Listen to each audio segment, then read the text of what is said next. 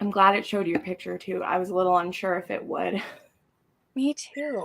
show a picture, and I was like, it'll either just be a blank space or it'll have her author photo. I don't know, but it worked, so we're good. Yeah, I'm glad. It's I my know. first stream, so I'm glad that the picture shows. Oh no, it'll be great. Okay, I think we're live now. Hello, friends, and welcome to another author hangout. And I'm so excited. I'm so excited. We have Amara Rae here with us, who's one of my favorite new authors this year. So, Amara, thank you so much for agreeing to come hang out. Um, Thank you yeah, for having me. let's start with a little bit of. We have a lady of mystery today. So don't mind that, everyone. But we got to keep our romance authors protected from the ignorance of the world sometimes. So we have a bit of a mystique going on. So it'll be great. Yeah. My day job thanks you. Unfortunately, they don't look kindly to what they would probably assume is just smut peddling. But I'm very proud to be a romance author. So That's right. don't let the picture fool you. I'm very proud. I just don't want to scandalize my prudish coworkers. Hey, no, we definitely understand. Someday when you're like the next Sarah J. Maas, though, then you can just say fuck off to all of that. It'll be great. But I understand. You got to keep the bills paid. You got to keep the insurance happening until. Yes, until the opportune moment. That's right. That's right. But we're so happy to have you. I'm waiting for the viewers to kind of catch up here because sometimes it takes a while for people to hop on. But I love this. You gotta love the smut peddling though. That's right. Oh yeah. Yeah. It is a honestly wonderful space to be in as a reader or an author. Yeah. Because life is hard. Like, let's enjoy it and not let people try to judge us for what brings us joy, okay? And if it's smut, it's smut. That's right. That's right. Well, there's so much. I talk about this stuff all the time, obviously, now that it's my job to get to do it. But it's so, I don't know, it just blows my mind that people wouldn't want people to be happy. And honestly, I think, there are all levels of smut in books, and there are more that are, erotic than not. But still, it's something that brings people joy that literally doesn't hurt anybody. It's not even the same level of like other kinds of, sorry that I'm saying that, but like adult entertainment, if that's what we want to call it. That's what it is in a certain level. And I'm like, how do books actually hurt anyone? Yeah, and you don't really hear the same criticism for stuff like horror or, suspense and that stuff has a lot of violence. And this is something that I remember as a child. I forgot what movie we were watching, but my mom covered my eyes during the sex scene, but let me watch pretty much all the gory violence scenes. And I just remember thinking, like, where's the logic in this? Right. Sex is natural, and if we talk about it openly, we can encourage healthy sort of exploration and relationships. Mm-hmm. But the violence is okay for your young child to see. It didn't make sense. And so I think I'm not saying don't read horror and violent literature. What I am saying is the judgment on romance is just perplexing to me. But I'm sure, like, speaking to the choir, right? It just seems really strange. Yeah. And prudish in a way that's not helpful or healthy. Right. And I one of my dear friends, she actually does read some horror, and there are also some where she'll read and she'll be like, I don't get how this is more acceptable. She'll be like, I don't know how this has 100,000 reviews on Goodreads, and then like a romance will have like 10,000, and there's people raging against one and not the other when, it's something that doesn't make sense to me, but that's why we're here, praising romance. I know, that's why we're here. I'm all about it, obviously. But okay, now we have some people who are excited. Yay, Daniela. So excited. She's just happy to hear what you have to say and give us some deets. That's right. I've been saying I do my best. What we like to read isn't hurting anyone. I mean, I agree, Ruth. That's why I'm here, man. No shame on my channel. I don't put up with it. Excited to hear about all the smut peddling. Well, we're going to talk about it. I'm very excited. Okay, now that we have some friends here with us, I'm going to start kind of with my top 3 questions I do at all of my author hangouts, just to kind of, I feel like it kind of sets the stage, and then we usually pull off to wherever it can go. Like I said, this is a hangout. This isn't a like structured interview, but I do try to start with the same kind of 3 questions to just get an idea of like what your style is and what your like writing journey has been and everything. So the first one, and this actually, I really liked how my friend, again, Tiffany, she sent me questions even though she had a work emergency and wasn't able to join us. She's been right along with me reading your books as they came out. And so she's my like soul sister for these. It's been a great time. She's so lovely. Oh, she's so lovely. She's amazing. Like, I feel like I'm passionate about books, and then I see her talk about one, and I'm like, girl, I can't match your level of so great. But she worded the question this way. Let me find the question. I have the cards where she said, what inspired you to finally sit down and get the first story out? That's how I loved how she worded this. She's so cool. I love it too. Because, you know, surprisingly, this series has been in my mind and heart for like almost 20 years. It was much less dark when I was younger. And I'm almost 34, so that gives you a sense. Like, it's been a while. Okay. But sitting down to write it, I think I realized that in my career, I was not happy at all. And I needed a change, and I needed something to kind of make me happy again. My grandfather had just passed away. So I had a lot of time to soul search, I think, like what is important to you? What kind of things did I want to do to show my daughter, like you can kind of pursue the things that actually fulfill you? And so I sat down and started writing, and then I just decided I'm going to be an author. This is going to get published. I'm going to finish this series. And that was about 2 years before Lifeblood came out. Okay. That I started. So yeah, I think it was a very transformational time in my life. And, you know, thinking about my child and what kind of example I wanted to set for her. I don't, you know, she doesn't have to be an author, but I wanted to kind of show her like this career. Many authors are told by people that they love and respect that it's not worth it, that it's not stable, that, you know, they need to be more practical. And if all of them listened to that advice, there would be no great books out there. So Right.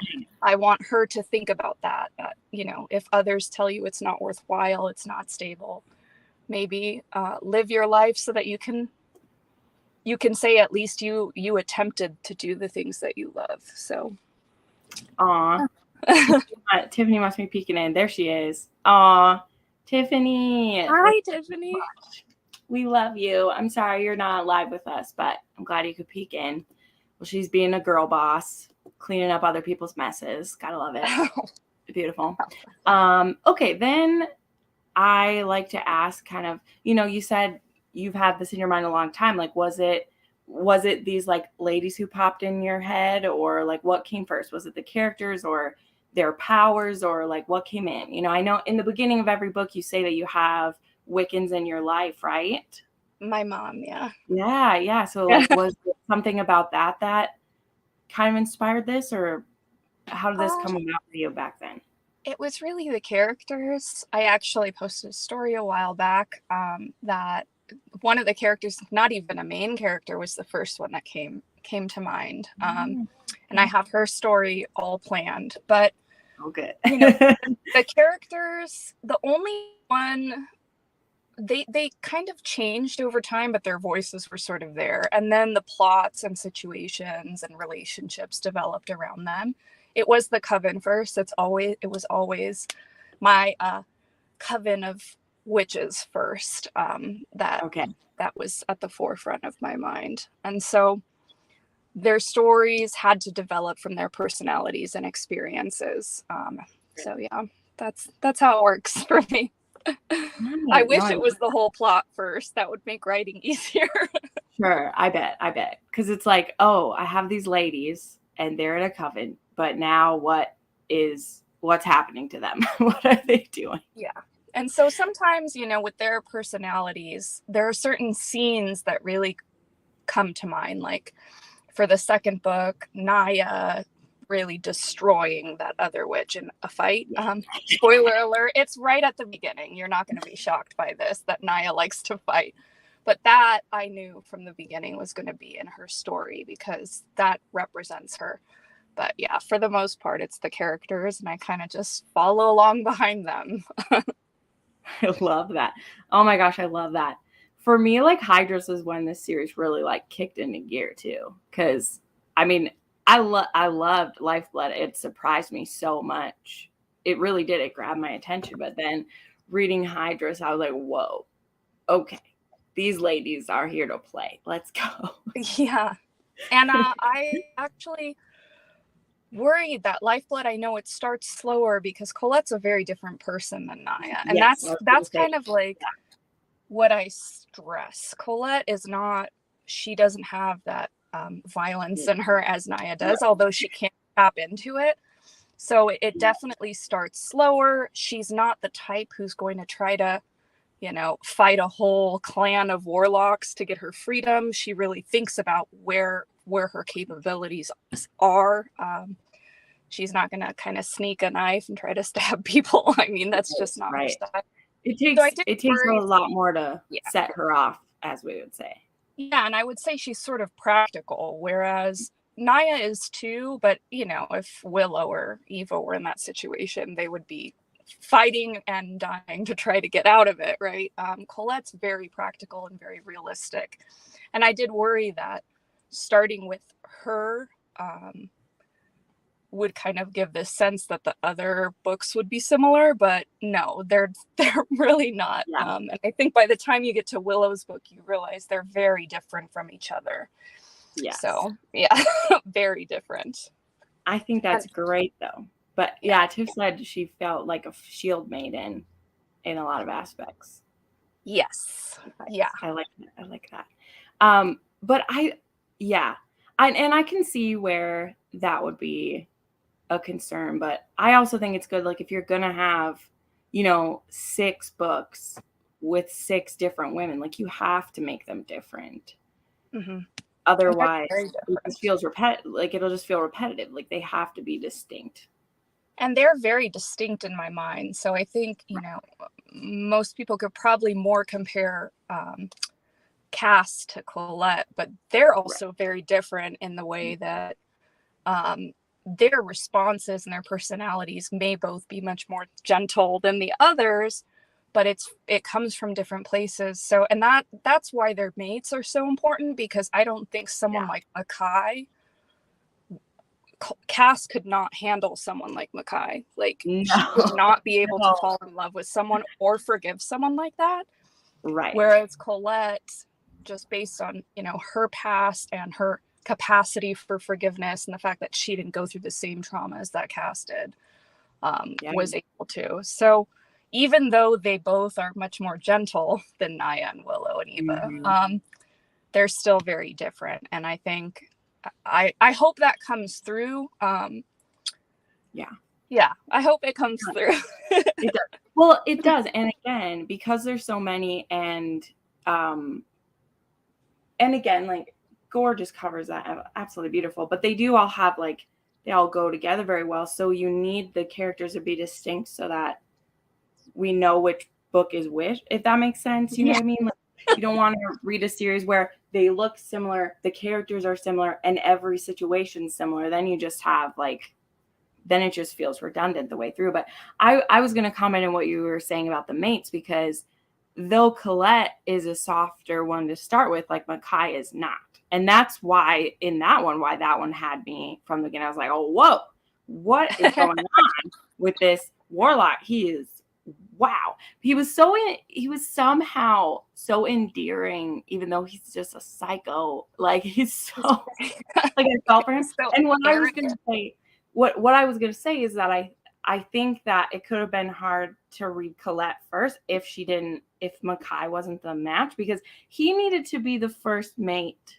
That sounds funny. The first mate. He needed to be the first mate because he makes the girls like his clan. Yeah, like he's the first, and he's like, they're my women. I'm taking care of them. And then as more mates, he's like, I guess you can take care of the women with me. I guess you can be part. Like he turns into a crotchety like old man about it. Like I just love it so much.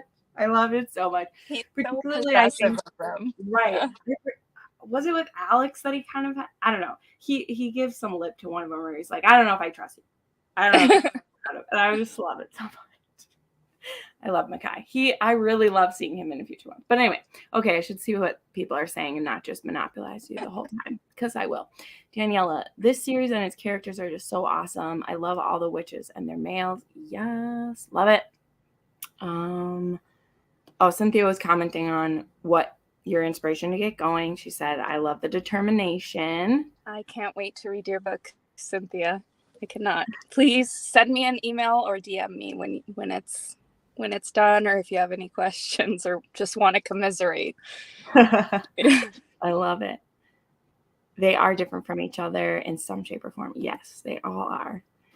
Love the differences. See, it definitely stood out to everyone. I love that. I think Makai became even more endearing throughout the series. Yes. Yeah. Him being protective of the females is the best. Yes. So true. And if you notice, like all the others have, Naya made it a fake king, and then Willow gets the berserker leader, and Alex is a shifter alpha, and then Cass gets her demon prince. Like they all have these high status mates. But Makai is Makai. Like he is a loner. He has been most of his life. Yeah. And so he basically just claims the whole coven as his own. Well, he's a half-breed too, right? Mm-hmm. Yeah, he's a berserker warlock. Yeah, half berserker. Yeah. So he's sort of... He gets it. Once he stops being so bullheaded about it, he's like, wait. He's been an outsider just like them. And kind of... That's the thing. Like, this is also a series of female friendship.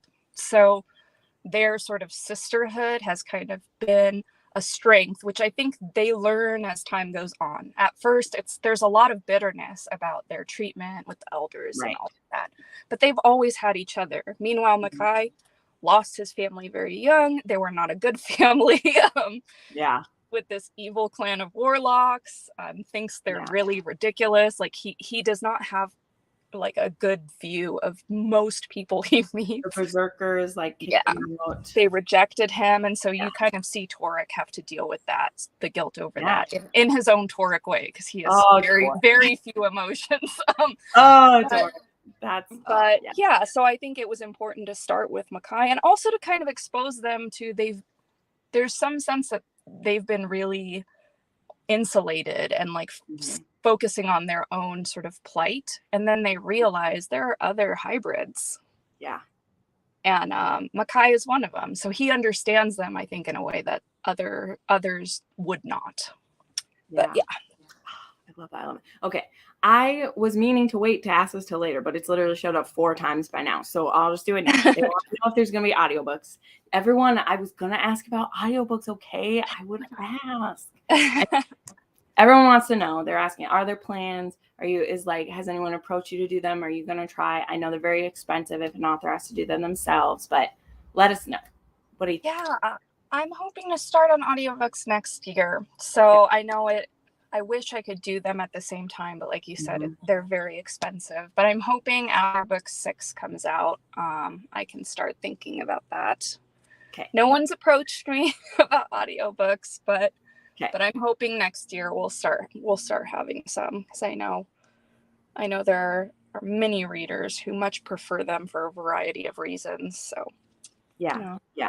Well, I feel like it can only, it can only benefit, but it also has to be an author either has to be able to afford it or have someone who's doing it for them. Because I mean, as someone who loves indie books and also is very tight with a lot of authors, like it's a heavy front loaded thing.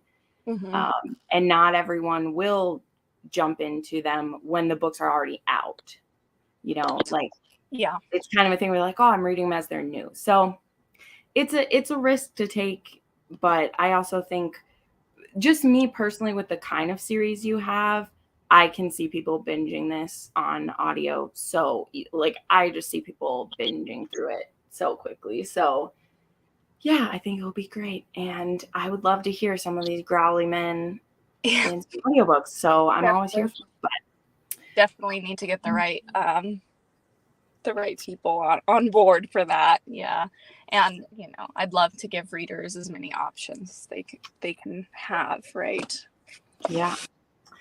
I love how you depict different nuances of strength through each character within the coven. Yes. Yes. Oh, thank you. That's one thing too. Like, I've gotten some comments about sort of the slow start with book one, but Colette's really dear to me because she's not strong in like the sort of stereotypical way, but I found her to be really strong Yes. because of what she can endure and what she can forgive. And I think that definitely is a different kind of strength. I'm definitely not as forgiving as Colette. I would not be. But I think, yeah, that makes me happy because that's kind of what I was trying to show, that you don't have to be a badass to be considered strong. Although I do love my badasses too. Right. Well, I think there's something for it too of like, with the power that Colette has, I think it's good she's in a very peace-loving body. Yeah. That's what I would say. Because we've seen, I mean, if people have read it, you know that Colette can Hulk out in a very dangerous way. So it's best she be that way.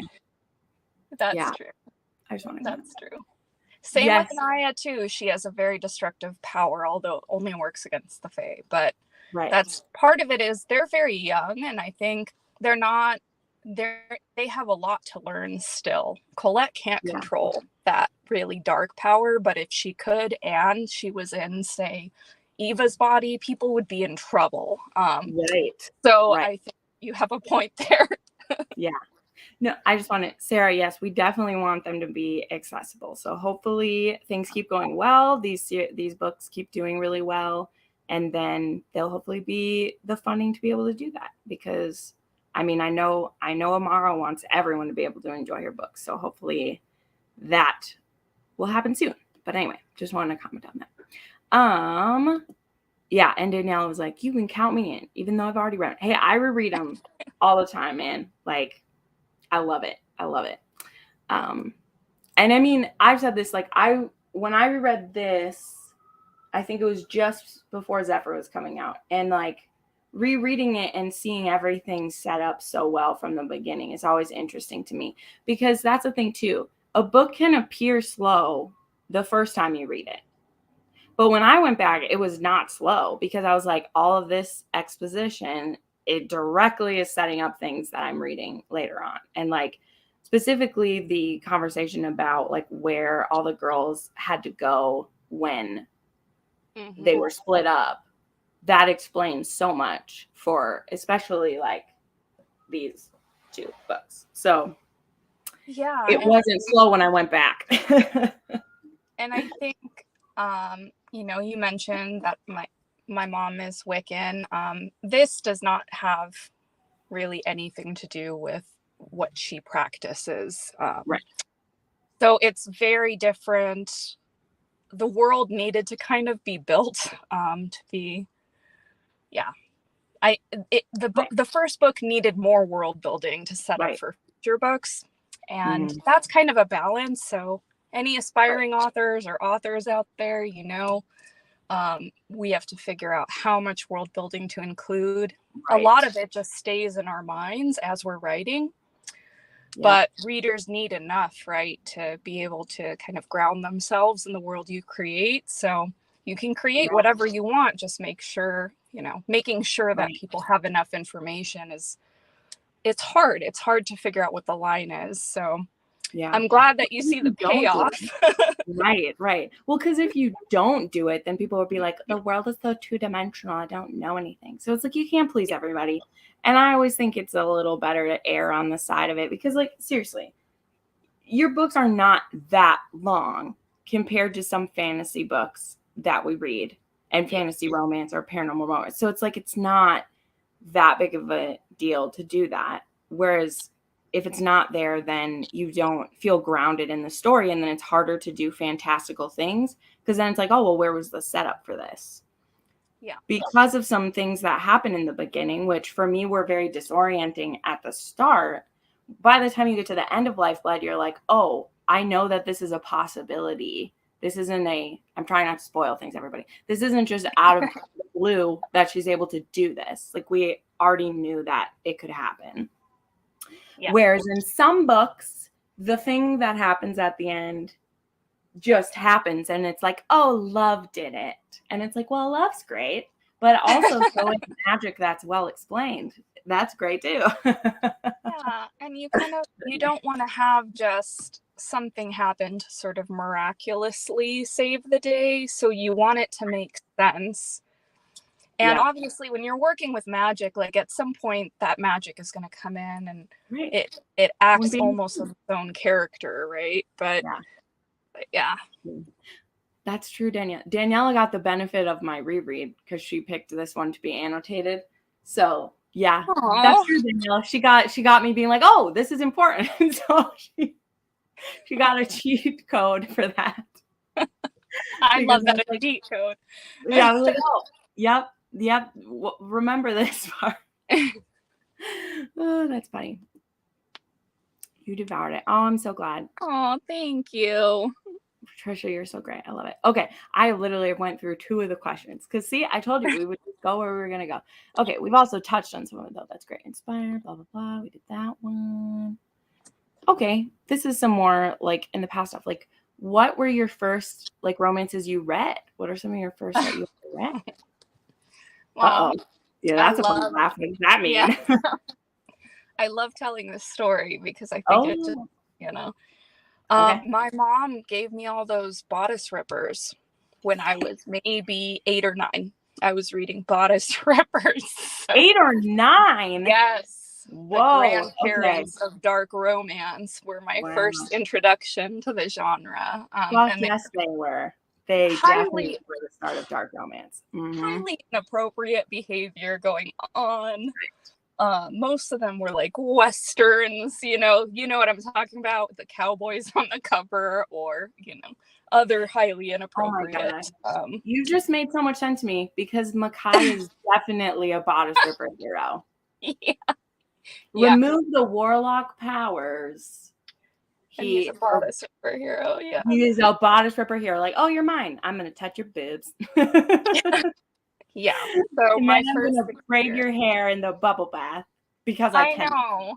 Oh my god. Scene. Oh, I love him. He can so great.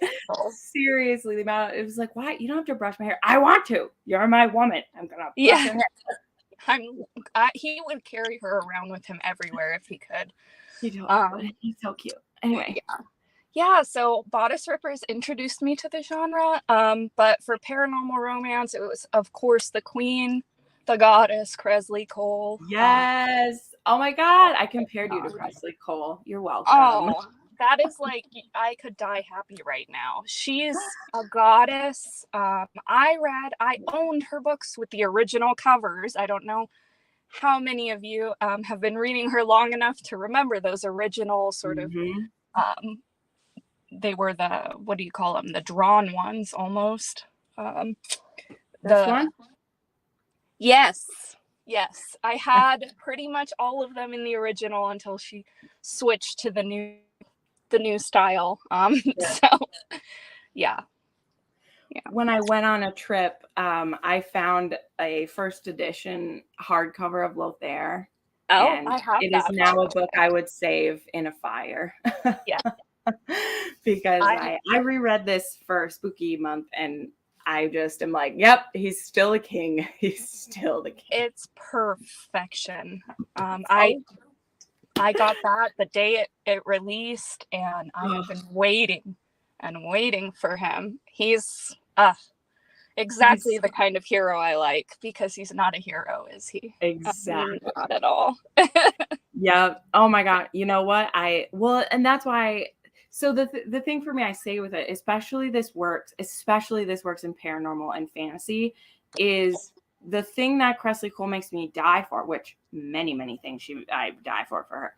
But one of the main things for me is that she presents us with these two characters whose their purposes are complete opposites. Mm-hmm. And for one to win, the other would have to lose. And you're like, there's no way these two can be together. Let me buckle in and see how she does it. And then somehow they're together. Beautifully. And then they truly are perfect for each other. Yeah, it's really, and she's sort of so talented in setting up her world too, in the way that you were talking about earlier, the sort of leaving you little hints throughout each book. And the payoff is incredible because it is a very long series, but all these threads are like so incredibly woven together. And I admire her. She's my favorite, and why I love paranormal and paranormal romance. I think there's so much. I love all romance, by the way. I read anything as long as it's steamy. Anything. But I think I just fell in love with the genre of paranormal romance because she really showed that you could do anything with it. You can really, the sky's the limit. Or actually, no, there is no limit, right? You can go anywhere. You can create all kinds of characters. And in some ways, like I feel like I can forgive paranormal anti-heroes much more easily because I'm like, well, you're a vampire. Of course you're a douchebag, you know? Yep. It's the perfect out because like you don't have human emotion, you know, like Yep. No, that's absolutely it. Like with Lothair, you just don't even go in, like you don't expect him to be good at all. You can't. Like you're not looking for that. So then when he has these things where like now he's friends with this Texan. Texan human. Well, he's not a human, but like this Texas child, he's like, we're not friends. I would kill you. And then it's like, no, you won't. You love it. Like it's just, is, you know, saying he would kill him. Is just his way of saying he loves him, right? Right. And Dad's like, Mr. Lothair. So much. Oh gosh. Anyway, I love that. You maybe know this, but Cressley's PA is like obsessed with your books. When I found that out, I almost had a heart attack. You have no idea because I love Cressley so much. I died. Like I was on her ARC team for Monroe and I almost died. And through that, like Naomi and I like follow each other, and I definitely posted about your books a lot. I was like, her books remind me of Cressley's. I'm just saying. And then like a month later, I saw that Naomi was binging her books, and I was like, I love this so much. That's my dream come true because I just, we all have those books that just hit you, right? They stick with you for life. And actually another one, I love the YA series, the Old Kingdom series by Garth Nix. I think if you've ever read it, it has a lot of death magic that kind of actually inspired me when I was thinking about Evangeline's powers. Is that the one with like Nyx and Sabriel and? Yes. Okay. Yeah, Sabriel is I think the first book. Okay. So books like Cressley's series and Garth Nix, that series. Is that his name? Or am I mixing up? Garth Nix is, I think Garth. Yeah. I think I just said Nix because it was his last name. But there's like, I know Sabriel is the first, because I've owned those at different times, but never like made it through them. But those are ones I hear authors bring up a lot who are a little bit older than me. Like I feel like those were the books a little bit before me. Yeah. So those are the kinds of, we all have those sort of special books that really just leave an impression. I think Cressley has done it for many paranormal romance lovers. She's sort of, Yeah. I don't know how she does it. I don't know. I don't know. But she's going to. She's going to. But I'm always like, I don't know how this is going to work out, Cressley. I don't know if I'll believe it. And then, in Cressley, I trust. It always works out. Right. That's right. That's amazing. But I'm glad, like, I think I knew you liked them because you'd posted something before, but also that's what I felt when I was reading, particularly like Inferno is the one where I was like, how's this gonna work out? You know, I don't know, how's this gonna work? I mean, they all have an aspect of that. So did Tareen, for sure. So much about that one. But anyway, love it. Love hearing that. Oh, I know we said Bodice Ripper, but did you have favorites? I honestly don't remember any of the titles. They all They sort of blur. run together. I It's okay. just remember the sort of flowing, ruffled shirt with the open chest on the man, you know, on the cover. The very Fabio-esque sort of covers, and lots of cowboys, lots of Western inspired. I love it. Yeah, actually, it's funny if you've read Kresley has another series about, is it about pirates or something? I don't remember. She does. Yeah, she has 2 that are pirates, and then she has a Highlander trilogy. Yeah, so those are kind of reminiscent almost of of those like old bodice rippers, except not as offensive to me. But yeah, so I love those too. I love everything by her. I'm just saying I'm a fangirl now because we brought her up. Oh yeah, no, I'm here for it. Well, me and one of my friends want to do a live show where we gush about Kresley Cole. Just that's all we do. So I'll let you know when we do it. You can please do. Yeah, I always am just like, I don't know. I don't know anyone who hasn't liked any, like who's honestly tried them. You know, sure, if the first one doesn't work, fine, whatever. But it's like, to read some of these and not find how amazing they are. I don't know how people do. I'm like, you're a fool. You're a fool if you think this isn't the best thing ever. Because they're amazing. But okay, this is a question, and I always like asking this to like fantasy or paranormal authors, is like, how do you kind of balance the, you know, mystical and magical elements with the romance? Because yours definitely are, to me, they're more, for sure, the romance leads, which is great. That's what I love the most. But like, how do you balance that? Does it just kind of come with how you're telling the story, or do you have to consciously be like, I want to make sure I'm growing the romance along with what else is happening?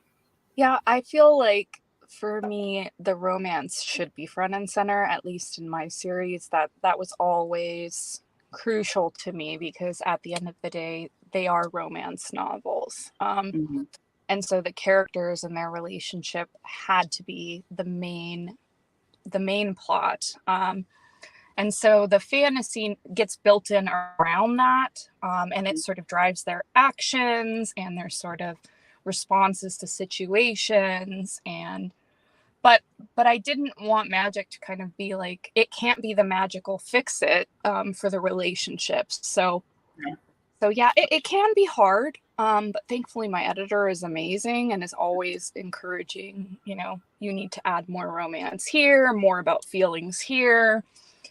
But definitely the balance can be hard. But I think the fantasy is actually just a sort of background to the romance, in my opinion. It needs to be compelling, and it needs to be, you know, written in a way that readers can follow the sort of world, but it's still the characters. I've always been like this. If I love the characters, that's enough for me to enjoy a book. I want to see them interact. I want to see them respond to different situations.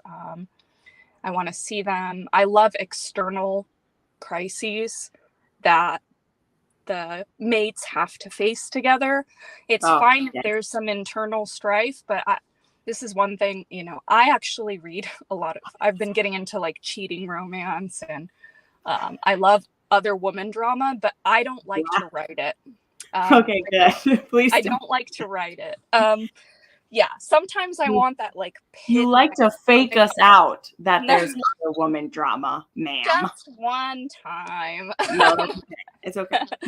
But I don't like to write it because I much prefer the external crises that the characters have to deal with together, which is why the fantasy really plays into that. So, you know, with Makai and Colette, they definitely had a lot of personal strife between them.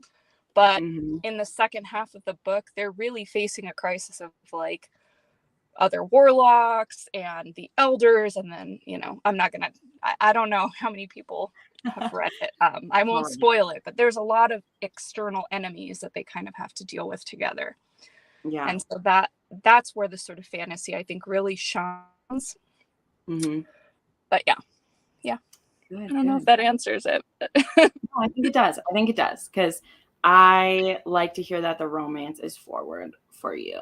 And I feel like, I don't know. I feel like it's always better to lean more to into the romance than less, but that's just my opinion for this. Like, especially because this is a darker series, the thing that gets you through is the butterflies and the like feelings, and it's easier to handle heavy things when the connection is so strong. That's how it is for me. Like, I am able to read very dark romance because it's romance, and the happily ever after helps pull me through stuff. I've always said that that's my hallmark. It's why I can read some of the darkest romances, is because I know it's going to work out. So I'm willing to let you put me through all of this. And yes, and romance should always have a happily ever after. I'm just going to throw that out there. That's the definition. Nobody here will fight you. Nobody on my channel will fight you, because I don't put up with that shit. Yeah, me either. You can have your tragedy with romantic elements, but it is not my romance novels. No. But I agree. I think dark romance is so compelling because of what it puts the characters through and how they grow from it. So it can be the darkness is in the relationship itself. I love books like that, but I also think like a lot of, you know, people who I have friends who hesitated to read dark romance, and I would point out to them that their dark romance also encompasses what is going on around the characters. So you don't necessarily need to read one where, like in my first book, she's a captive and being tormented. Like, that doesn't necessarily have to be in a dark It's not always non-consent or dubious consent or kink that makes something dark. Like, no, not at all. And you can have actually a pretty loving or healthy relationship that is in a very dark setting where they have to face very dark situations. And so I think, and exploring that and how the characters kind of, if the relationship is actually dark itself, how they kind of heal from that and grow from that, or come to accept each other, or if that relationship isn't dark but the world is, how they kind of face that together. The growth and then the satisfaction of the happily ever after is so sweet if it's done right. Yes. But yeah. We all like it. We love it. We love it. Danielle's like, she was talking about when you said you were reading cheating romances. She was like, don't scare. No, I don't. I will never write. I'll never say never, but I just can't see myself writing cheating myself. But I've sometimes I want that like pressure in my chest. Like, how are you going to come back from this? Yeah. And so I've been testing myself with that. But for many years, I would not even touch any hint of a cheating romance. And now sometimes I just want to burn, you know, I want that burn in my chest, but not in my books. My mates are always loyal. Well, one of the things that I always like, I think about if I ever did write something, which this isn't me saying I will, because I would much rather be reading shit right now than trying to write it. But I am fascinated with the idea of like taking my least favorite tropes that I see done the worst, I guess, or most commonly done in like ways I don't like, and making it in the way that I would enjoy it.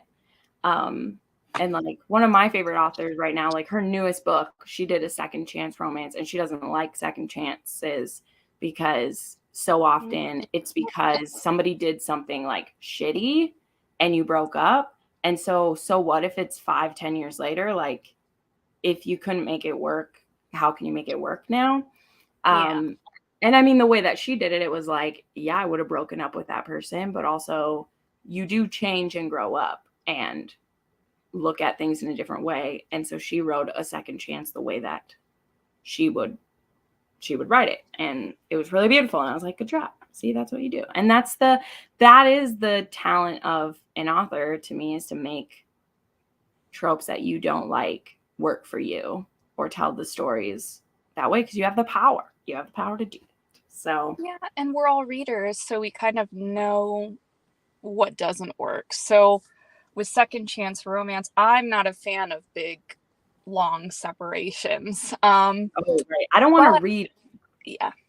Like, if it happened off page, though, I can handle it. Yeah. So, but if you can kind of make it convincing, make it, I really, yeah.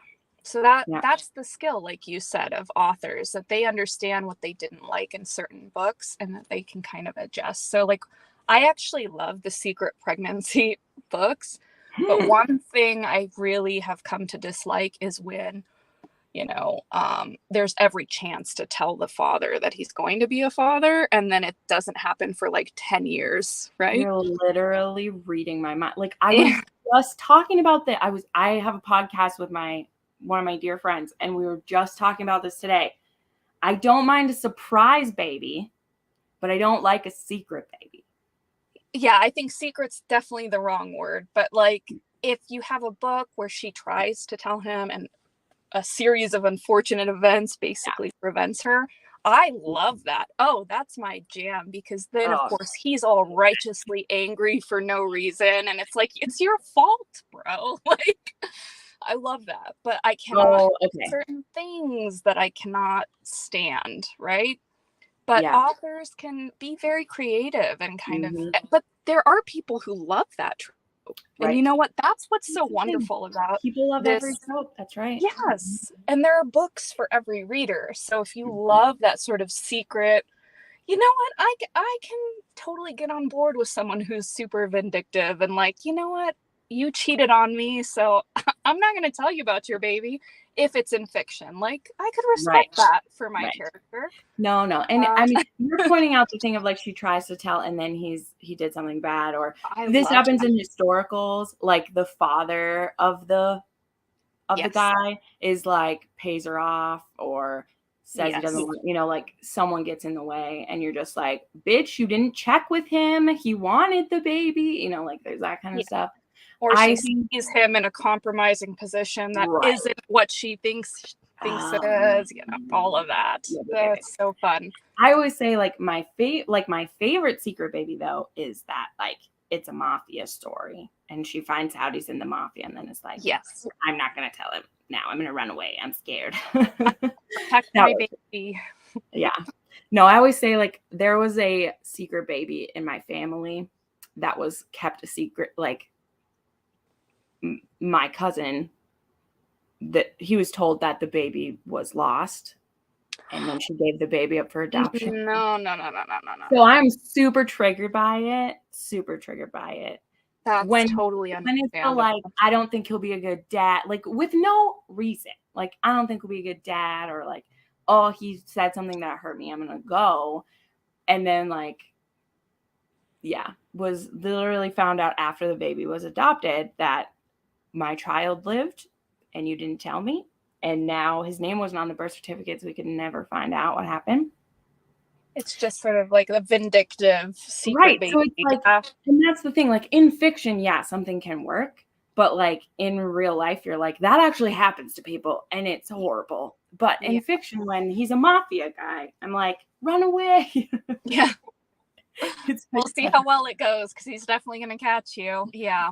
I've been reading Harlequins lately. I've been on Harlequin binge because they have that sweet other woman drama that's not actually cheating. And there's always a situation like that where she ends up pregnant and runs away. Yeah. For one is not the parent. Wow. The surprise child trope where one is not the parent. Wow. That's like it was from a different relationship or something? Or is it like the other woman tries to pretend she's pregnant? Oh, I don't I know. like that drama a lot. That's a lot of drama. Yeah, Yeah, I love those too. The other woman, the ex-girlfriend pretends she was pregnant. Oh. there's everything for everyone in books. That is totally correct. And I love that. I love that something that I dislike deeply will bring someone else so much joy. Yeah. And I think that's the beauty of reading. Mm-hmm. My sister, she was not a big reader for many years, and I got her Kindle Unlimited, and she's been reading so much because she finally has the ability to pick books that interest her. And I think that's what's so beautiful about it. But I could go on and on and on. I'm a huge book fan. That's why, I mean, but like that's why I always say in mine, like there's no shame on my channel, whatever anyone wants. Sometimes people request videos where I'm like, sorry, love, I won't be reading any books with that trope. You gotta go find a different booktuber, but you have at it. I'm sorry I can't recommend those to you, but you have at it. Like that's what I have to say sometimes.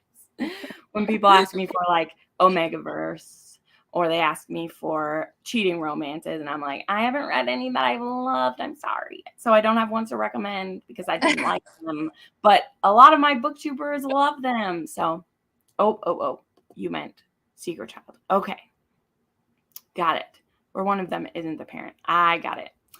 I like reading that too. Yeah. I also love like which I haven't read this too many times. I read one recently, but not too many, where like the heroine's pregnant by a bad man, but then the hero is the one who like immediately is like, oh, I'm gonna take care of you. I got it. I love single mom romance. I know that a lot of people dislike it.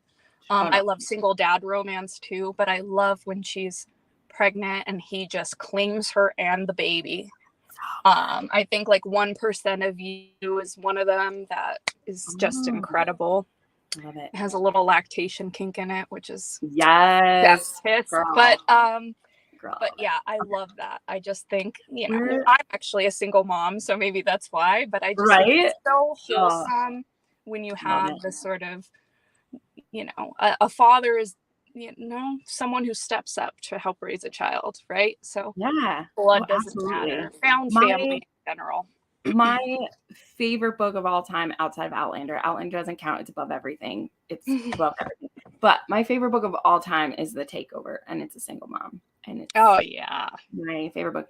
And then, I mean, it's going around everywhere. I'm sure you've seen it, but Heartless is going to be my favorite book this year. I'm pretty sure. And that's a single dad and a nanny. And it was perfect. Yeah, when the person connects with the kids, even before they connect with the person, with the love interest, I'm done for.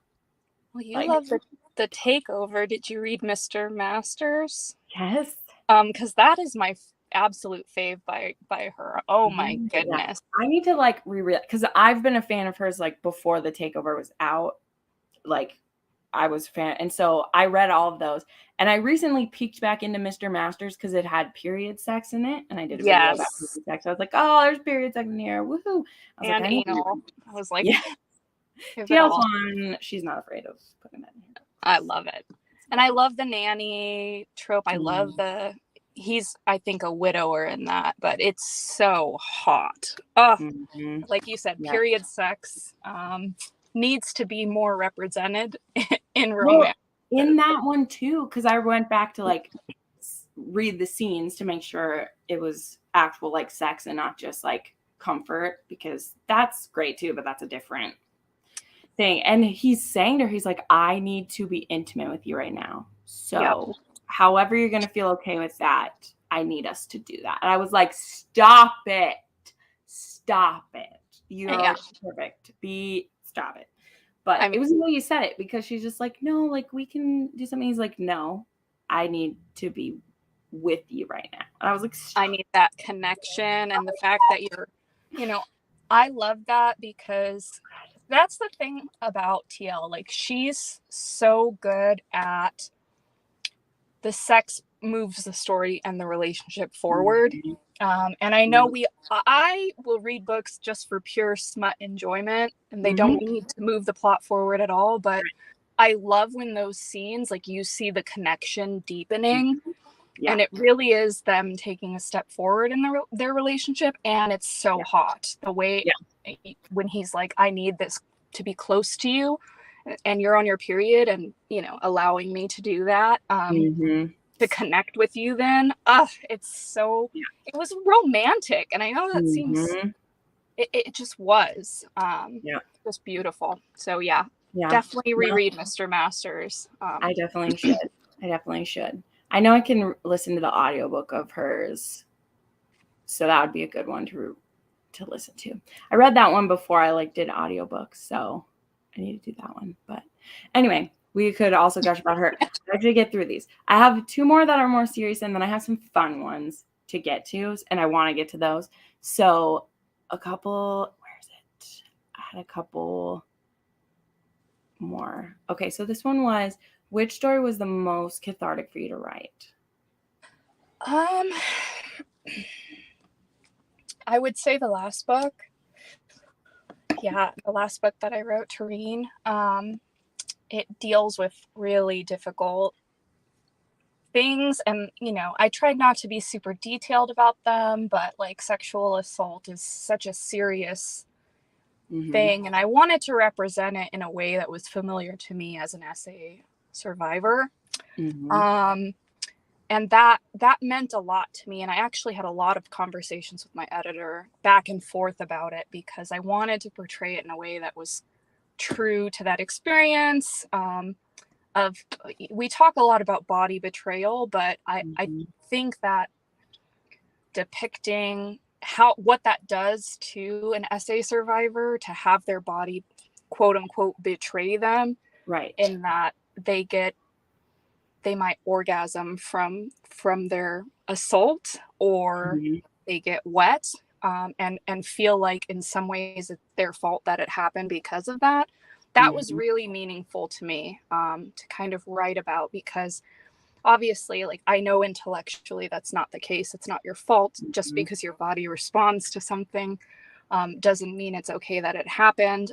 But I feel like SA survivors struggle with that. Was it your fault? And then you feel very you can feel very detached from your body. So writing about that with Cass, and having this big bad demon be the one to tell her it's not your fault, it was never your fault, and your body is not betraying you by doing this, that meant a lot to me. So I hope my books, of course, I want them to be fun and smutty and enjoyable, but yeah, Cass's story has always been very personal and special to me. And I wanted hers, I'm sure everyone noticed, it is the shortest book I've written, because it was so focused on her and Raziel and their sort of personal and intimate journey with each other. There's not a lot going on externally. Obviously, there's always going to be some fights, but that, it meant a lot to me. So yeah, anyway, I could go on and on, but no, I think it was very palpable in it. It definitely feels, well, Zephyr felt at the time, that one felt like the most serious one. They're all serious. I'm using that as a term, as a scale, because I do describe her books as wacky and fun in what's happening. That's how I describe them when I'm pitching books. I'm like, guys, Lifeblood was bananas. Okay. Please. That's how I pitch things. But I never mean it as flippant. I mean it as this is a ride. This book is gonna be this. And I feel like Zephyr, we start in that of just this is a doomed situation. I don't know what's going on, what are we doing here? This just feels horrible. But with Tareen, it was definitely what are we both in the middle of now? I don't know, from the hero's point of view, is kind of just oh fuck, like what has happened? Like what is going on? But I don't know, he always is very like compassionate towards it in his demon way of like, I've Yeah. also lived through this too, but differently. And I think So he had to kind of struggle with that, like his duty or what he perceived as his duty, and also his belief that mates are sacred and that you're not yeah. supposed to just take what you want from them, which I thought was interesting when I was thinking about demons. Obviously, there are always going to be some who do not agree with that, Right. but he has this perception that earthbound immortals are much more depraved than demons when it comes to their mates. And so Right. I think that he the whole thing is, I think he would have done sort of like what Finn did, which is dubious consent with Naya Mhm. initially. Um Right. Well, if he was Cass, going to. yes, he absolutely was. But then That's how that scene is going. Yeah.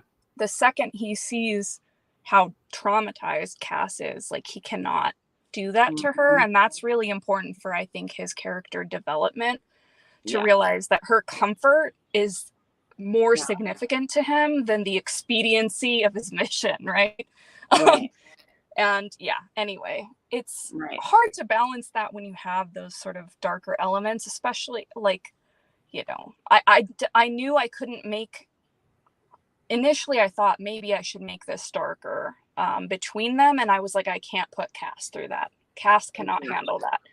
She Yeah. would not. She would not recover from that, and their relationship would never recover from that. And that's sort of a balance too, because I knew with like Naya and Willow, you can tell that like with Willow, she there is dubious consent in that, but Yeah. she's very into it. Yes. So you Yes. you really have to kind of keep an She's eye. okay. Yeah, she's super into it from the beginning. It's almost better for her that it's Right. dubious. Yeah. Yeah. Willow, She was like, what? What do you do? Oh my gosh. Sorry. like, yeah, Sidetrack to the funny, but literally of her just being like, you're gonna leave now. That's what's happening. Okay, get out. Just he's like, wait, yeah, what just happened? Anyway, sorry. Love yeah. No, no, no, no. It's true. it. Sidetrack. But well, Yeah, and I think that it's like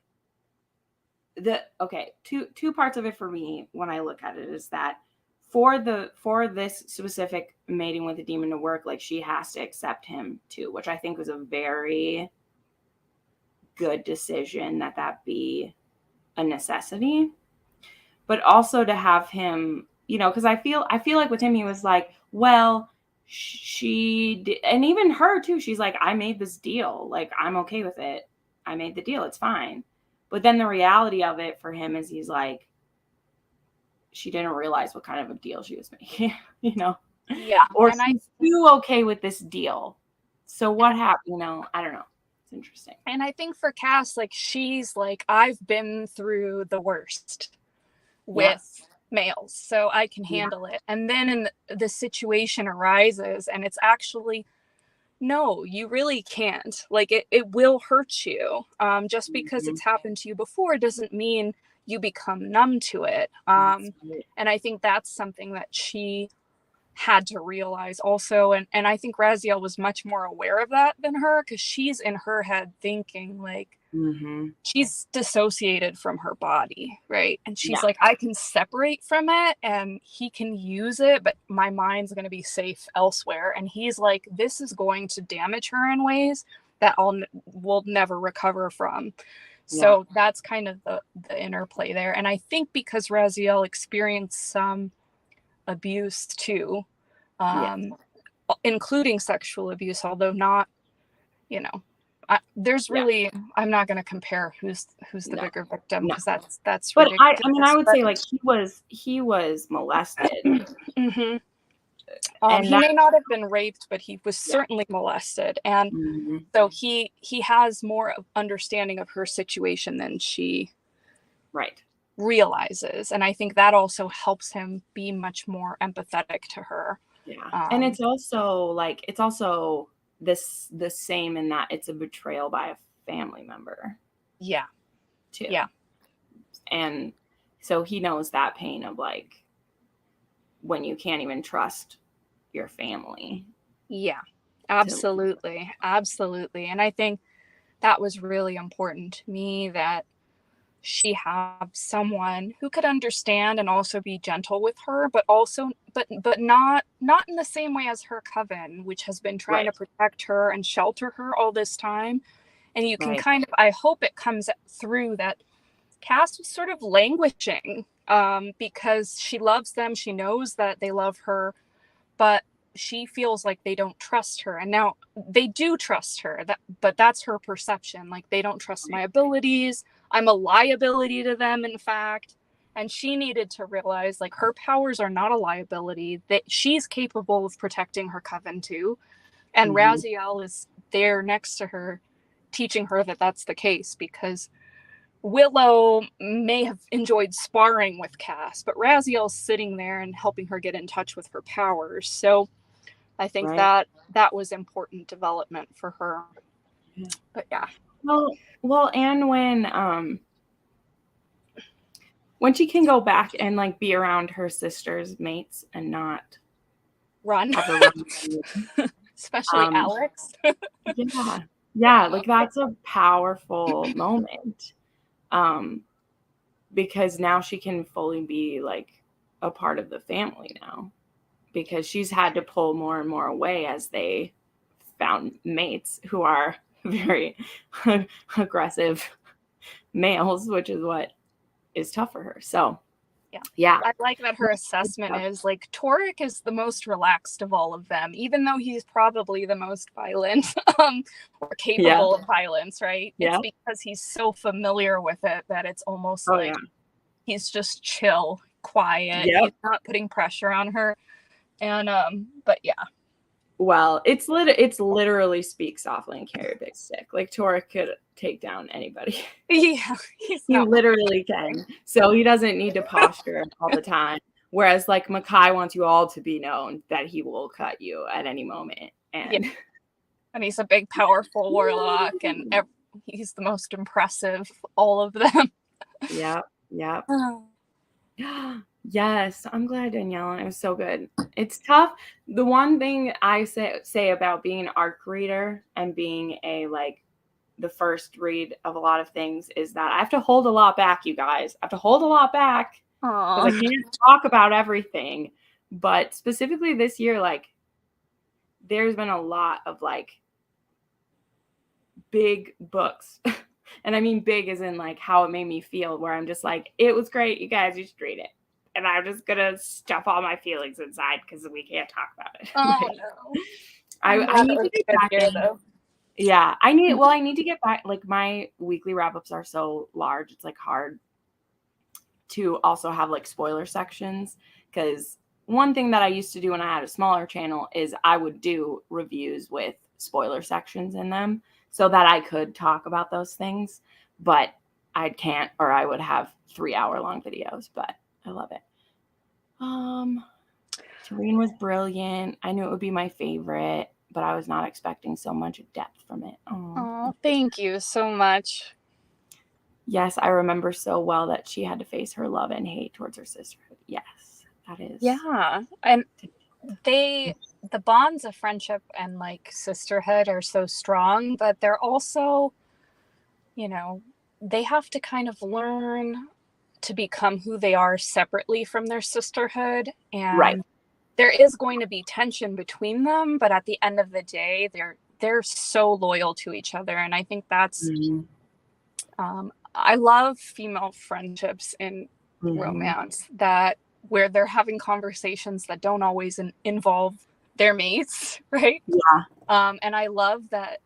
I think it actually was Patricia who pointed out that each time there's a new mate, they're standing behind their witch, right? The witch is, they have them at their back, right? Because they're going to support them, but they really do lead the coven. Right. So, yeah, her hate with her sisterhood. There's still a sisterhood. Sisters fight sometimes, but they do love each other. And I mean, that's why, though, it's such a big deal that each of these males have like left their groups to come be there. You know, that's what's happened. Like specifically, like with Hydrus, in my opinion, I was like, how's this going to work out? And Finn's just like, peace out. I never like, wanted bye. It took you long enough, but then he's like, whatever. Yeah, and I wondered about that initially. I'm like, should I leave him? How is this going to work? Because we know from the book that some of the their mothers, they were separated from their mates, right? They lived separately because they had responsibilities, and I felt like it was really important that didn't work out well. Yes, like, I wanted. It's like the history was, look what happened. Yeah, you know, because that's like, you need the coven to be strong, but now it's like we have the males make it even stronger. It isn't just them, like their mates make them stronger. Yeah, exactly. And it was really important to me that the males choose to join the coven rather than the other way around, because I'm sure that this theme is pretty clear. They're trying to sort of end this sort of segregation in immortal life, right? Where this self-segregation, these different immortals have been trying to live separately when it's just impossible to do. So the way to undermine the elders sort of dictates that they are stronger if witches only mate with humans, that they should never ever mate with other immortals. The only way to make themselves safe and their younglings safe is if they end that practice, that sort of prejudice. And so I needed the males to choose. And I like that. I'm sorry. Like, I've read so many books where the heroine gives up everything for her partner. And that's fine. Sometimes it works out, you know, and I'll read them and enjoy them. But I think there's something really powerful about the hero giving up. Giving a lot up to be with his partner. So anyway, I could go on and on about this. No, I was very aware, like I said, especially in Hydrus, that was one of them where I was like, how's this gonna work?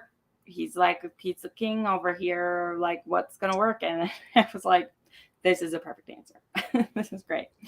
It was great. Okay, like I said, now we're gonna do some fun ones. Hold on, let me see what someone said. Danielle is saying Cass needed her journey. She was so protected by her coven, so she needed the journey to learn who she was. Yes. Yeah, I agree. Your world is so thank you. Love it. Celebrating friendship between women. Love it. Absolutely. Okay, so here's some fun ones here. What combination of powers would you like to have? Oh, man. Which witch power would you want?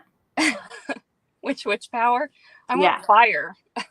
Yeah. I love it. Yeah, fire just seems very useful. Then which other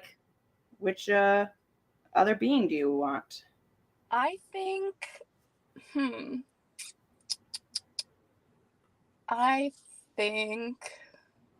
it's difficult. Yeah, that's hard. I kind of like that Finn can travel through protection spells and realms and all of that pretty easily. But I don't know, Torque being able to Hulk out, maybe I would take that. I love berserkers, actually. But what about you? I've read many berserkers. Well, I like Fae a lot. So, but I really like this is a difficult. I really like what Colette can do. I would absolutely love to be able to heal. But I also like the idea of like earth things too. But I think I would want to be like a Fae and then have like healing powers. Oh yeah. I like that.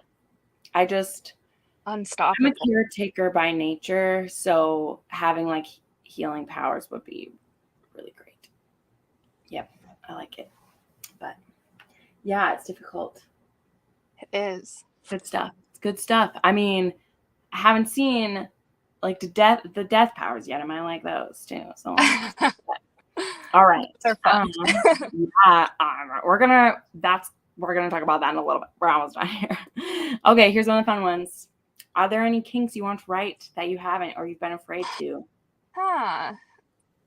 Or what have been your favorite? But like, I mean, there are a lot of kinks I want to write. I don't think I'm afraid anymore, because the one I was most afraid of is probably the one that was best received. Really? And yes. What was that? Is Finn loving to eat Naya when she's bleeding. Yeah, that's right. Okay. It's not exactly a period, but you know, when the witches are in heat, they bleed like a period, essentially. Mm-hmm. And so I had this in my mind from the beginning, because he is the Blood King, and I think it's really intimate and hot. And I put it in my period, but in my list, so yeah.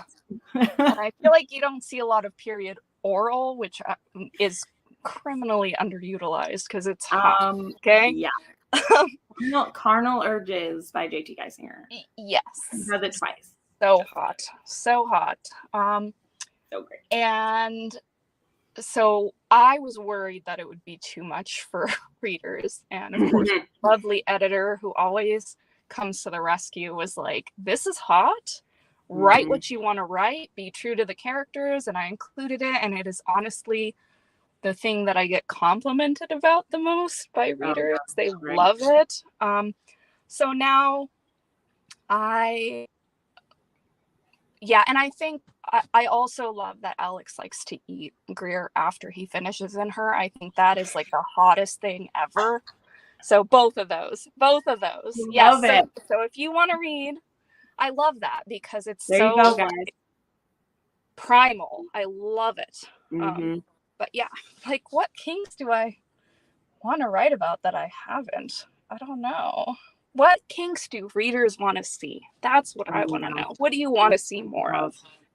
I mean, that's so difficult because it wasn't too much, I assure you. Daniela, you and I, we read everything. I mean, it is fun. It is funny though, because I've made quite a few of these like oddly specific recs at this point, and it's always the more mundane things that aren't even like, you know, they don't have to do with toys or with weird situations. Like they often are as simple as like, the lady has a period once a month.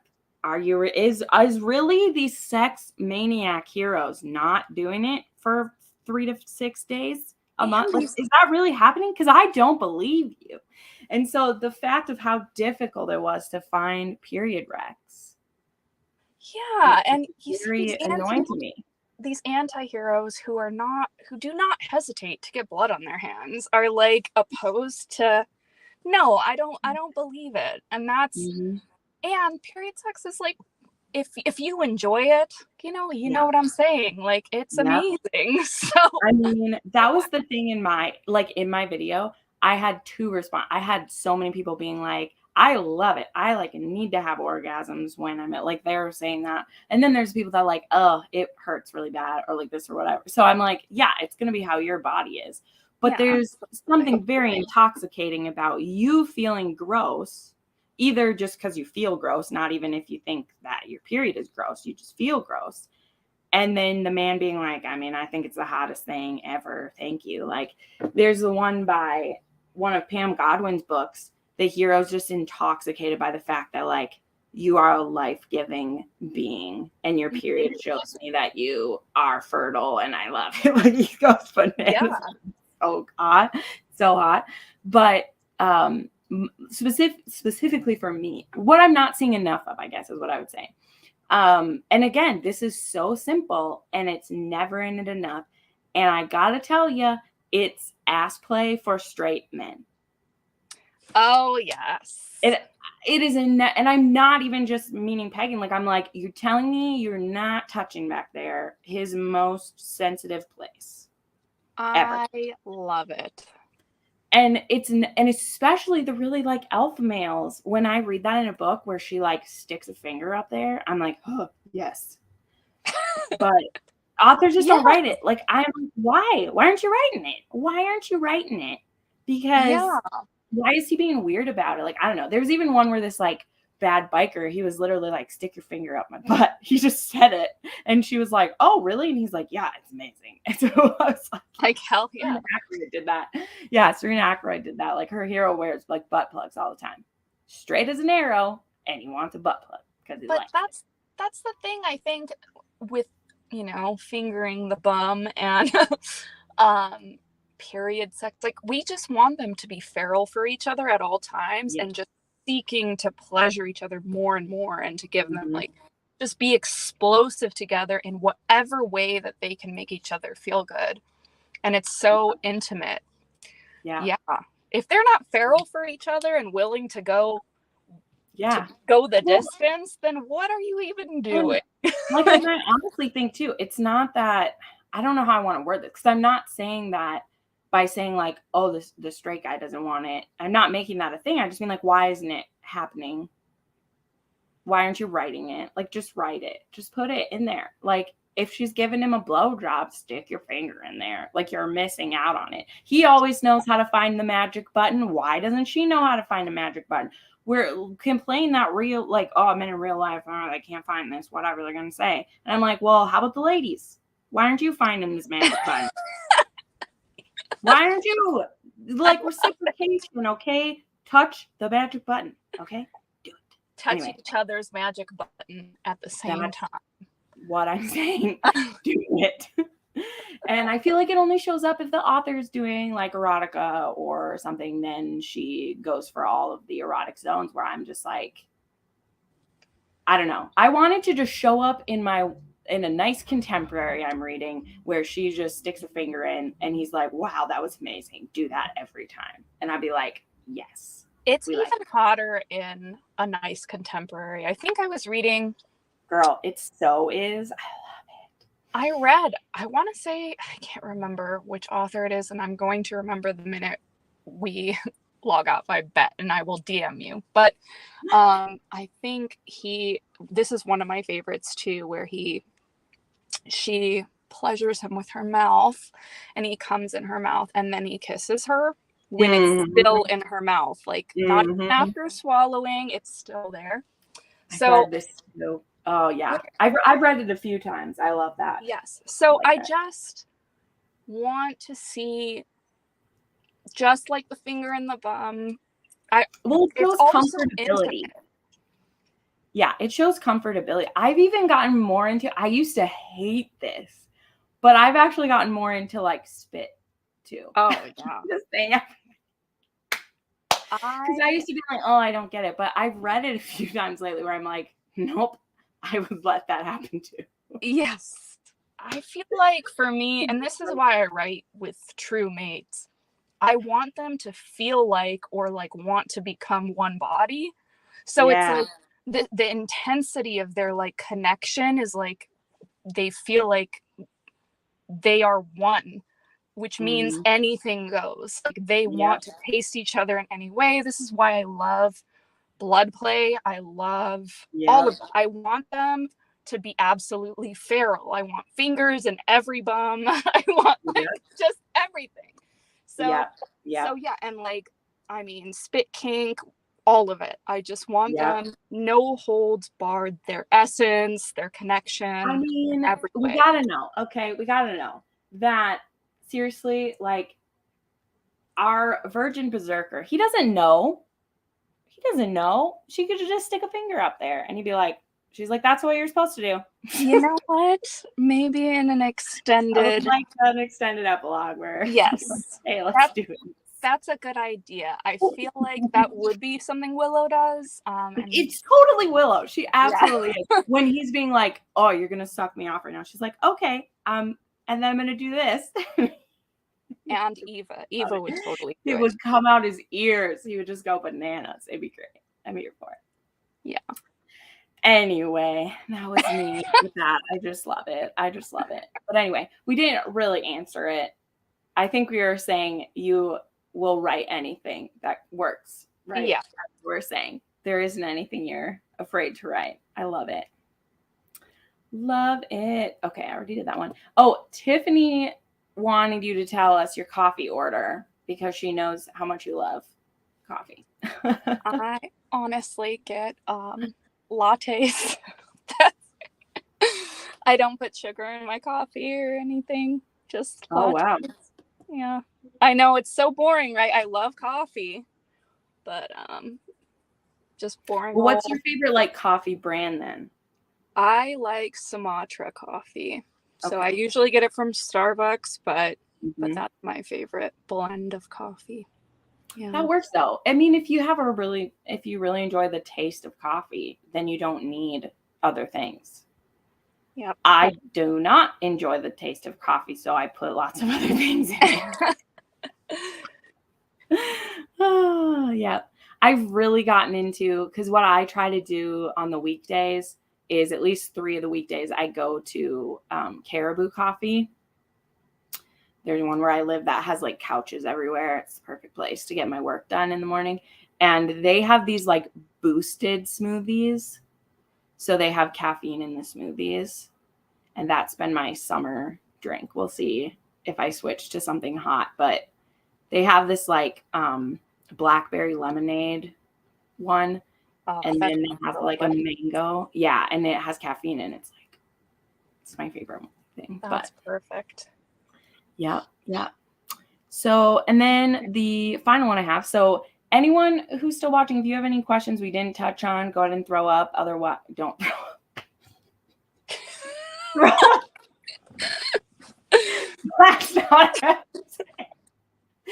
Go ahead and throw them up. Otherwise, we'll wrap this up here. The time just flew by. Look at that. I know. But I just want to ask if you have any recommendations for us. What have you been reading lately that you recommend? Oh my goodness. I've been just reading Harlequins. So many Harlequins. I will tell you probably my comfort read is by Thea, I think is how you pronounce the last name, but it's the Taboo Love Duet. I read that and I reread it all the time. It's a straight for her, best friends to lovers romance. And Straight it's for her?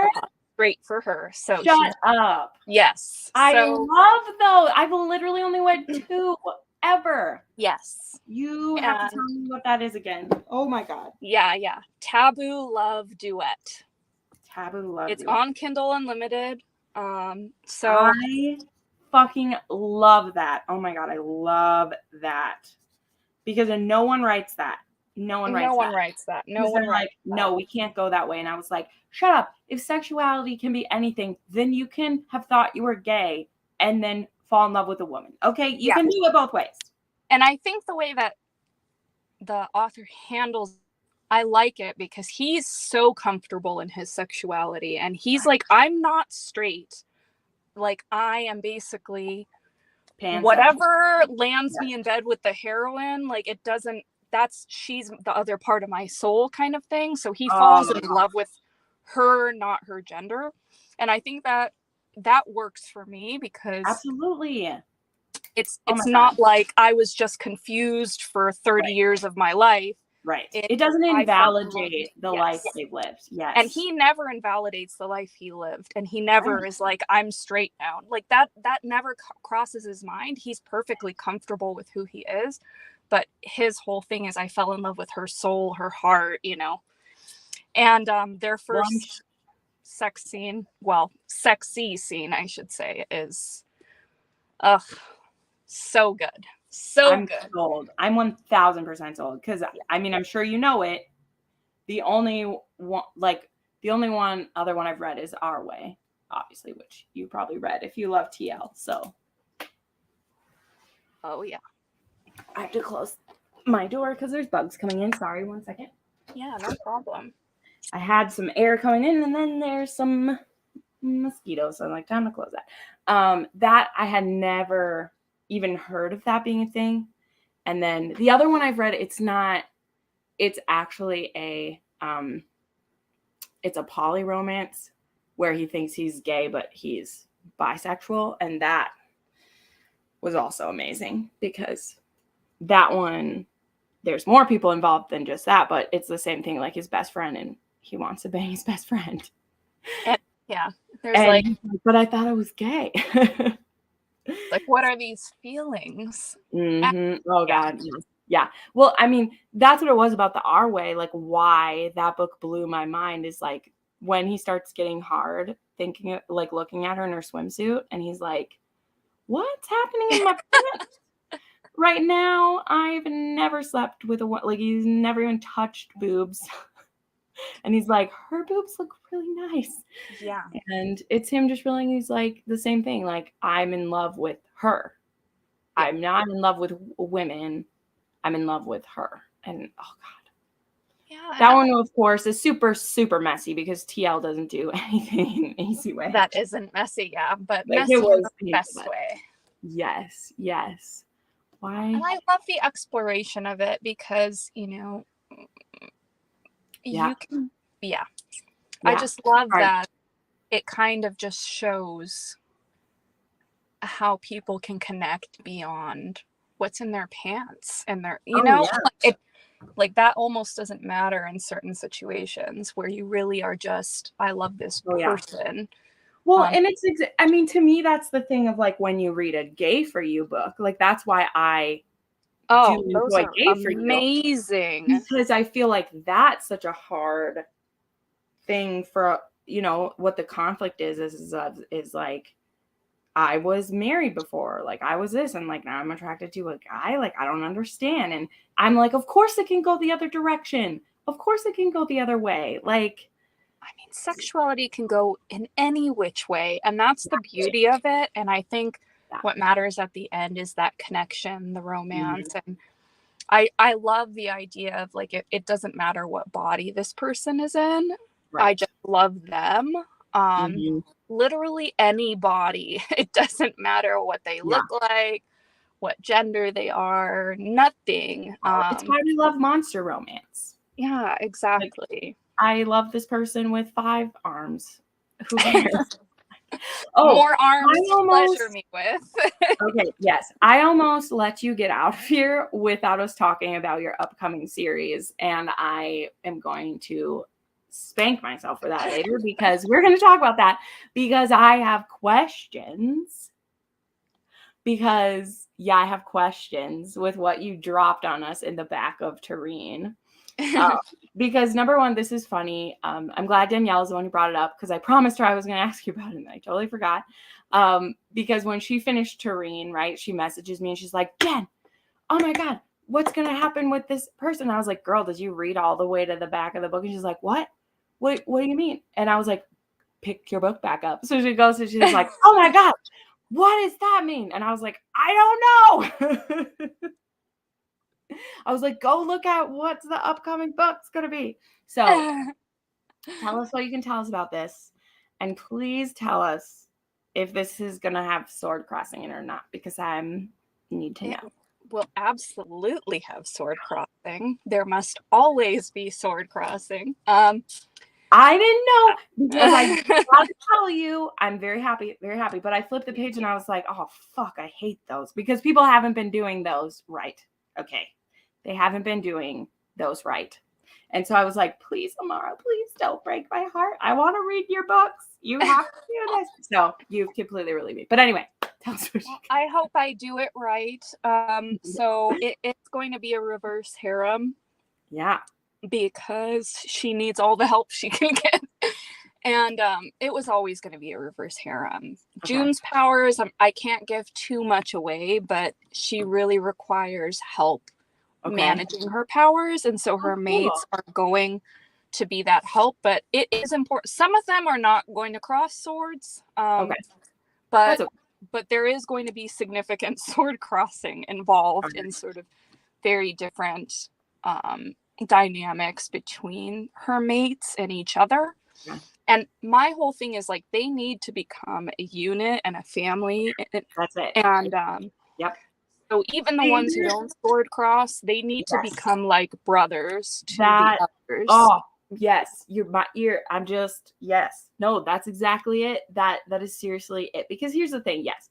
If a harem has like 4 or 5 men to 1 woman in it, I can understand not everybody being bisexual in that scenario. But if you're not going to have that, then they need to be like found family level. Yeah.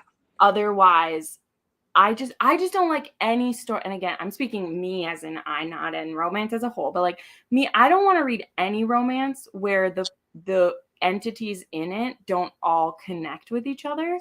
So whether that's 2 people or whether it's 8 people, Yeah. I need them to all have genuine like care and love for each other by the end. Whether that's like brother husband kind of connection or whether it's like polyamorous connection, that's what I need, because I don't want any, like, I don't know.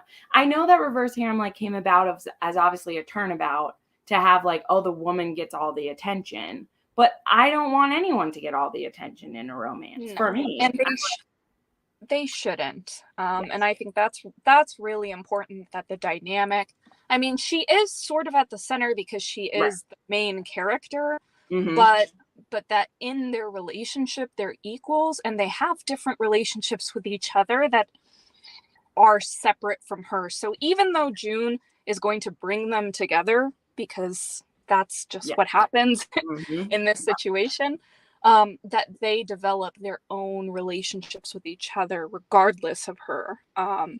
That's really important to me. And whether or not it's like a brotherly relationship, whether it's as lovers and lover, like husband types, because I want them to have those deep connections.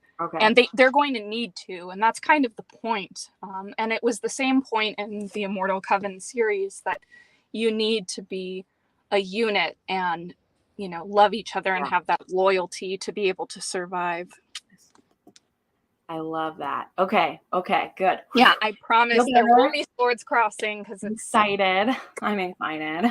No, that's just, I mean, that's why with the boom of those, like I've tried a few and I've been like, whatever, I'm not interested. And there's only been a handful. Have you read Lola and the Millionaires? Well, I haven't read those ones by her. I know that's one everyone pushes on me. I do want to read that, but I've read her Monster series. And for me, like that did that fine. Like in the first one, there's actually a male couple that they've been together before, right? And then by the end, like they actually have some strife in her like group a little bit, and they have to, one of them's more possessive than the other ones are, and so there's that. But specifically the second one of that one, Company of Fiends, like they literally all call the main guy like daddy by the end. They're like, oh, daddy's gonna take care of it. And I was like, this is all I need. And like one of them, he will like be submissive to the other ones too. So like it just worked for me. Like they were a family at the end. And she also has another one that's about a coven too, but I think it's three men and then one woman, but the men have a long-standing relationship with each other already. When she comes into the picture, all 3 of them are already together, like the guys, and they've just been together for a long time. And I love that because she steps in, she slots into their relationship, but they already have this established love and connection that was really beautiful. So I think if that's what you're looking for, I don't know if anyone does it better than Catherine Moon. I think she really she understands that they all need to have that sort of connection. And she does not shy away from the men already having established relationships separate from the woman. So yeah, no, I like that. And well, it's a contemporary, but Harley LaRue's newest book, there's 4 men and they're actually in 2 relationships and they're all best friends. Oh, so I love that. They play easily together. We'll say that. And so I really like that. And that book is called Losers. It has some like punishment elements involved because she got in trouble and she's paying off her debt with sexual scenarios. It's very fun. But it's intriguing. Like, right. But like one of the guys, he's kind of like mistrustful because he's like, she's going to mess up our dynamic. Like I like the dynamic we have, and she's going to mess it up. And they're going to be more obsessed with her. And so then we won't have this. And so it's very much like, that's what we're going to have to like work through. And I love that. So, but anyway, so I'm very excited. I'm glad to hear that. I also, the other thing that, Danielle had said, she's like, what do you think about June? And I was like, well, did you hear what she said to that one dude? Because it seems to me like this is what's going to happen. So I was like, I was having a good time. Can you say what type of immortals June's mates are? I will say that there will be there's a demon, and there will be a warlock, and some others, and also a surprise immortal that who's we don't know about yet. Yes. But I will say that, and a fae. I'll give you those three. There's a fae. There's and you know, we've got, like, we're gonna meet some vampires, right? Yeah, there's vampires in book 6. Yeah, so, I mean, like I said, when I reread Lifeblood, I was like, there's angels and vampires and sirens, right? Mm-hmm. Sirens are the daughters of angels. Yeah. I was like, there's people that we haven't met yet, or creatures we haven't met yet. And yeah, but yeah, we're skipping right over. I just said that, Danielle. We don't know whether one of her there might be a vampire. I don't want to give too much away. We're gonna read it no matter what. Come on, no, it's okay. Yes. What was I gonna say? But we did skip right over talking about necrosis. So what's a couple of hints we get from that, which we're getting close. Yeah, real close. Yeah, that's what, guys, I asked her, I was like, so when's the best place to fit this interview in where you won't be panicking about necrosis yet? Ouch. This is the perfect time because it's out of my hands now. Perfect. Yeah. Hints about necrosis. There will be a lot more fighting than in the last book. Yeah. Eva likes to fight. I'm so excited for Eva. Yeah, she likes to fight. Like, Willow, I think, is the one who is the most before this. To me, yes. Maybe I'm wrong, but I'm very interested in Eva, especially the little hints of her I've been looking for recently. Naya's also a little bloodthirsty, but Eva really just embraces that side of her, which none of the others do. Like, Willow is probably the most like Eva in that sense. She doesn't shy away from a fight, but I don't think any of them embrace it like Eva does. And so that's going to be fun. Her mate is very stern compared to her, which I think is good. I think it's good because he's not gonna kind of put up with it, and she's also never going to stop. So nothing he can do is ever going to change her, but he's also not going to put up with her shenanigans, and I think that's fun to kind of play with. I definitely love the turnabout at the very end of Tureen, where like Eva's the one who's finally kidnapped someone. Yeah, kidnapped someone else after these women have been dragged all over the place. She's totally the one who would do that. I guess what I was thinking too about Naya is just like, because of her like pairing with Finn, like she didn't do as much like fighting as she was capable of, I guess, is what I'd say. Because he was very dominating of that, so we didn't see as much of it. Besides the beginning where she like beats the shit out of people. Yeah, she definitely is a fighter, and you know, we see that in the other books that come after. But in that book, I kind of like playing with that dynamic because Naya is very powerful, very strong, very skilled in battle, but she's also very practical. So she understands. I don't know if I should be giving spoilers, but basically she also understands her limitations. And she's okay letting her mate fight battles that she knows he can win and she wouldn't. Right. And I wanted to show that, like, even though she's very powerful and aggressive and violent, she's not she's more than happy to be like, fine, you know what? Well, she's a leader. Yeah, and that's sort Like, of her personality, whereas some leaders are at the front of every battle, which not that she isn't sometimes, but also sometimes they should be a good strategist. yeah. And that's a strategist is playing your best piece when it's time, so. Yeah. And I think it is a little surprising to not have her always be in her own book, not always be the one at the front of the battle, but also Right. there's very good reasons as to why, like when she is not at the front, there are good reasons why that's the case. Whereas Eva, I think she's much more reckless and impulsive than Naya, and she can be because her cousin isn't. And that's their dynamic. Like if Naya is in control, that means Eva can be Eva. And it's sort of like her whole thing is like shock and awe. Like that's Eva's approach to life. Right. So much more Because fighting. she's half siren. Is that what she is? I can't remember. Yeah, I'm sorry. she's Okay. half siren, so her father was an angel.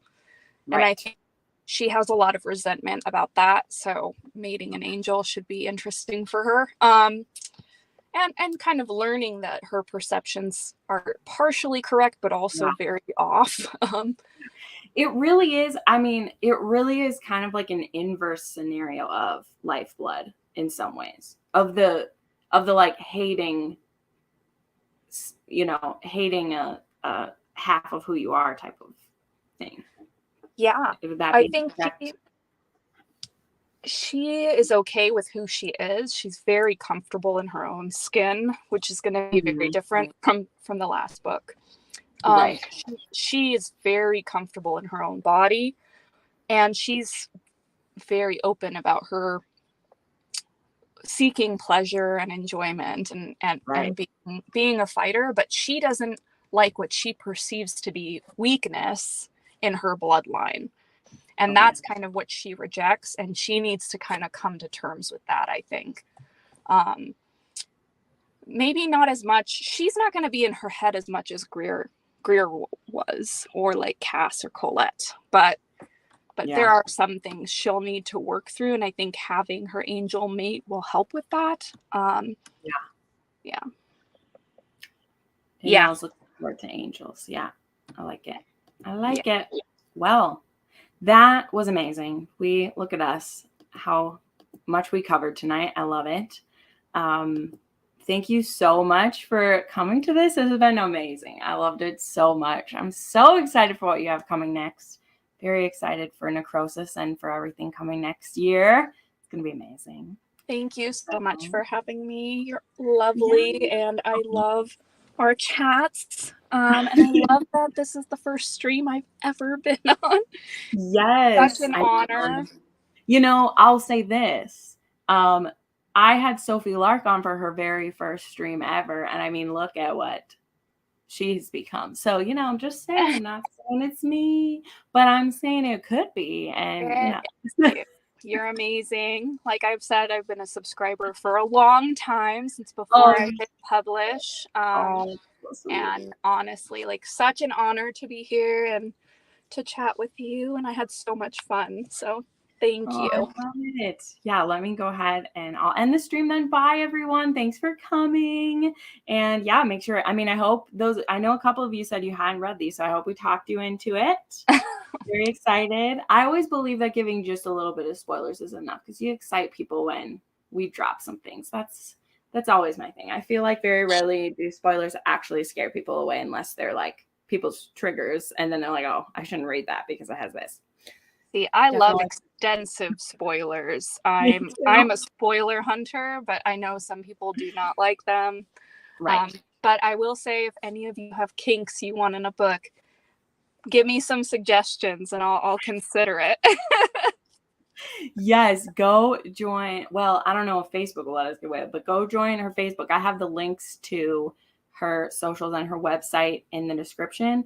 And yeah, I mean, you guys just start randomly sending her kinks. That's what I love. Just be like, here, make this work. But anyway, all right. Thanks, everyone.